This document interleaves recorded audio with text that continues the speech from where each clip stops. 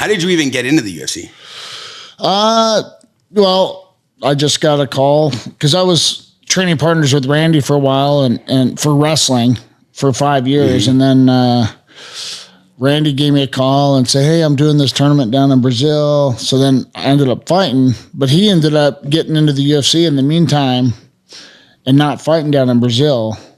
So yeah, he just, because he was in the UFC, I was his training partner and cornering him. Yeah. They just wanted me to fight. What was your relationship with Randy? Like just from wrestling or friends or? Yeah, we were really good friends and had trained together. It's hard to find good training partners in Greco wrestling.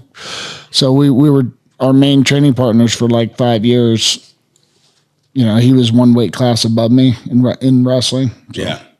In terms of like fighting, because I feel like you have such a diverse background, right? Like not too many fighters get to say they were so elite in all the different organizations. And obviously you had a belt in 2 of them. And who was like one of the hardest hitters you ever had to face? Well, I mean, he hits pretty hard. Fedor, maybe. He knocked me on my ass once during the fight. You've never been knocked out before, have you?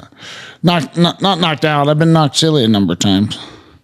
Vanderlei was, yeah, I mean, probably, you know, Rampage, Fedor, and Vanderlei are the top 3 for sure. Man, my fist was injured after fighting. Then I remember he had never been knocked out, and I knew I wasn't going to knock him out. I just knew. I said, no one's knocked him out. I'm not going to knock him out.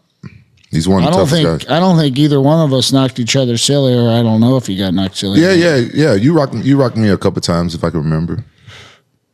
Like prepping for that fight though, was it something unique in terms of the fact that like, you know, he's coming from like a different organization, so he obviously has to adapt to the new rule set. Like, did that play into anything? No, that didn't play. That didn't play into anything because you know I was over there in Pride, and the weird thing about me, when I was fighting in Pride, I was training in a cage, and because there was no rings, nobody was training in rings and stuff out here, and for some strange reason, when I finally came over to the UFC, then I had to go train in the ring because nobody, the gym didn't have a cage.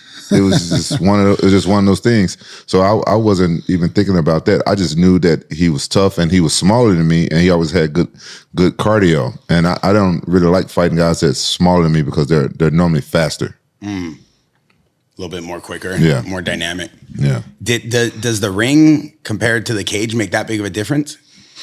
I mean, it makes a difference more when you're on the ground, but you know, you can cut somebody off and corner them easier in the ring.